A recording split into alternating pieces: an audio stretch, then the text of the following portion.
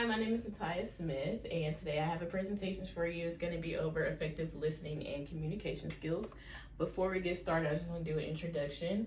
My name is Ataya Smith. As I said before, my major is integrative studies, and one of my concentrations is communication. With that, I felt like it was important to kind of add that into my three fields because having effective communication and listening skills is important for any career or any job that you go to. But also here, you have the slides with you, but here I have some other needs that humans have in order to feed off that communication and feed off that listening, and why it's important to have those good communication and listening skills because of all of these needs that are listed here. So I kind of split my presentation up into two sections. First, you have the communication section, and then we have the listening section. But before we get into any one of those, I want to go over some important vocabulary with you. So here I have some important vocabulary, and you can go over them because you have them right here with you. But first, I just want to ask you a question. Who do you think is encoding right now, and who do you think is decoding? You're encoding, and I'm decoding. How do you know? Well, it says encoding is to put idea into language, and that's what you're doing. You're speaking to me. I am listening, your gestures. I'm decoding because I'm interpreting. I'm listening to what you're saying and understanding what you're saying. Good. Okay, so now we're about to come up on the communication section of the presentation. So I have split it up into verbal and nonverbal. So I want to ask you, what's the difference between verbal and nonverbal communication? Verbal communication is where you're speaking, you're talking, you're expressing yourself in a way with your voice. Nonverbal could be your actions, your movements, the sounds that you make, your facial expressions, things like that. Okay, and what do you think is better, verbal or nonverbal? I definitely think verbal communication is better. Why? Well, because there is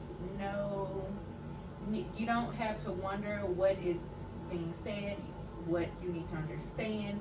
Whatever the person is saying to you, that's exactly what they mean. With nonverbal, what you might interpret one way, I could interpret a different way. So verbal is definitely better. Good. And so next I have some vocabulary when it comes to nonverbal communication. I just want to go over these because they're important. We have the vocalics, which is the tone and the pitch. We have turn-taking signals, just gestures or like eye movements that be like, okay, it's your turn to speak or it's my turn to speak. We have the oculesics, which is the eyes, because you can talk with your eyes as well. And then we have the facial display. It's all about facial behavior, facial movement. And then we have the haptics, which is the touching. If I touch you on your shoulder, it might make you feel more comfortable, more aware of what's going on. And then we have kinesthetics, which is the movement, just movement, all types. So that's the vocabulary. But now we're about to watch an example of nonverbal communication. And with this, I just want you to, wrong way. With this, I just want you to think about the nonverbal vocabulary that I have and just kind of think about it as we're watching the video and try to point out which one you see. Okay.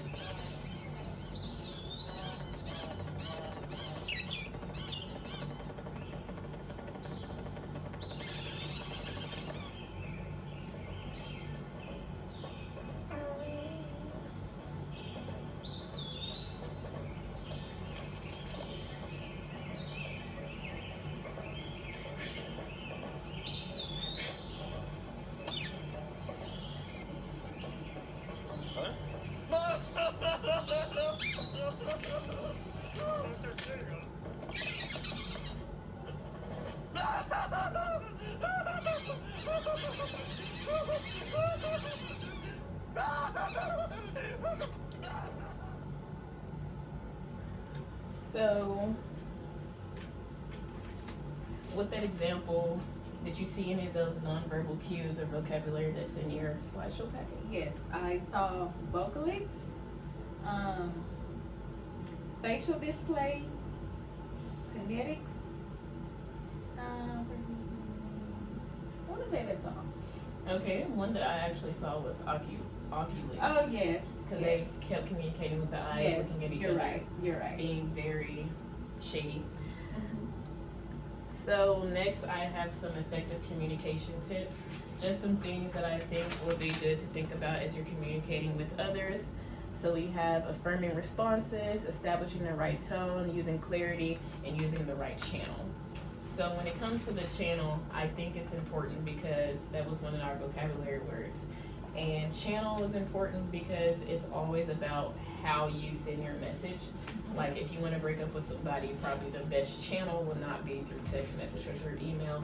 The best channel will probably be in-person communication. So next we have the listening section of my presentation. And so as always, I'm going to start off with some vocabulary. But before that, I want to ask you, what's the difference between listening and hearing?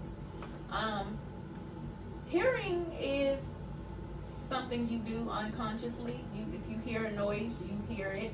Listening is to interpret, to understand, to internalize, to be able to even respond to a person. Hearing, it just happens inadvertently. Okay, so on the next slide, I have a definition of actually what listening is. And then also next to it, I have some type of listening styles. So just reading through those, which style do you think you had? I would say people-oriented style. Why do you think that? I would say because usually when I'm having a conversation with someone, it's because of mutual interest where we can both talk about it, express our opinions on it, and just share thoughts on a particular subject matter. Okay, so on the next slide, which you also have, we're gonna be going over a little assessment, and it's actually gonna help you come up with an actual style that you have. Okay. So you're gonna rank each question or each statement, and then after you do that, you're gonna add it all together, and it's gonna give you a range of which style you have.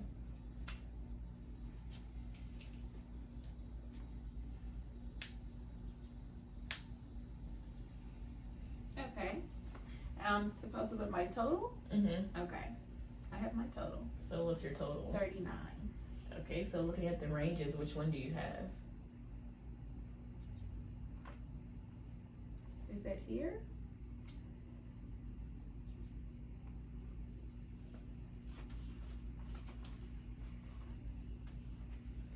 So you're supposed to add your scores for question 1 and 5. Oh, okay. That's 8. 2 and 6, that's 8. 3 and 7, that's 14. 4 and 8. It's 9. Okay. Notice which of your scores is highest. 14. 14 is highest. So content-oriented style score. So you're actually content oriented. Oh, okay. So how do you feel about that? Were you expecting that? No, I wasn't. Let's see. Oh, intellectual challenge, someone with a content-oriented style to attend to details. You know what? No, Mhm. I'm not surprised by this because I am a very detail-oriented person. I like to know all the specifics of whatever we're Mhm. talking about. Yes. Okay, good. And so next we have the Hurriel model. The Hurriel model is just an important way on how you interpret messages. Like you said, hearing is unconscious and listening is conscious. So you have to go through all of these steps before you can actually do the last step, which is responding. You can't just skip over steps. Like you can't just remember what they said and try to respond. Mhm. Or you can't just hear what they said and try to respond. Like you have to go through every single step before you do it. So, and next we have the types of listening on the next slide. And so just looking at that, at those types of listening, have you ever experienced those types of listening or seen it or witnessed it? Oh, yes. Yes. Which ones? Selective attention. Pseudo listening. Mm-hmm.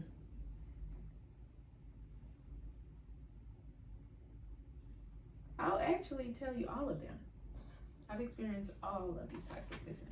Does either of them, depending on which one, does it give you a negative outlook on the person or a positive outlook or make them think? Yes, selective and pseudo listening doesn't give me warm and fuzzy feelings about the person. Okay, and then as a bonus, we have the rebuttal tendency, which is not really a type of listening, but it's only listening to hear certain parts just to respond. It's not really like listening. Okay, the rebuttal tendency. And so next we have a little role play. All right. So basically, you're going to play a mother who's been tired of her daughter's shenanigans. You feel like that you do a whole bunch for her and she doesn't really appreciate it. Okay. And so I'm gonna do a listening style, and afterwards we're gonna discuss which listening style you think I was doing. And so you can go on your little tangent starting now. Oh my goodness. I feel like I do everything for you. It just makes no sense. What can you do? I'm always doing this. I'm always doing that. And you're just laying around, doing nothing, chilling, relaxing, being lazy. I'm just tired of it. I need you to get up and try to help in some sort of way so that we can work together because this is not going to work. It's crazy. Okay. Got it. And scene. So, looking at my response and my reaction and I need to the get my paperwork. notebook. So, which style do you think I was doing?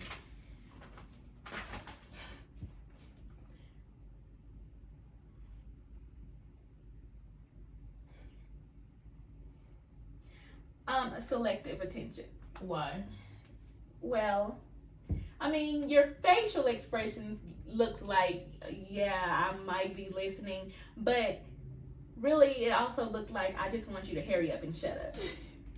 So the one I was actually doing was pseudo listening, which is pretending to listen. Using feedback behaviors to give the false impression of one is listening. Mhm. Okay. Yes. Did you see that? Yes. Okay. Yes. Selective and pseudo, definitely. Okay. So next we have some effective listening tips, just like we had the effective communication tips. Mhm. And so some of it will be separate what is said and what isn't said. And so just thinking about what they actually said and not trying to think about, oh, well, their face did this or their eyes did this. Putting your own Like spin you on said. things. And then acknowledging feelings, listening non-judgmentally, and then having verbal cues just to make sure that, oh, I'm listening. Like whenever we did that role play, I didn't really give any verbal cues that I was listening at all. Correct. So just whenever somebody's talking, just making sure that you're listening. And that's the end of my presentation. Oh, okay. So That's fine. I want to thank you for your time and your ears. And basically, all the information from this presentation was from the book of my communication class. Okay. So that's where my references came from. But All thanks for coming. Oh, nice to meet you. Thank you so much.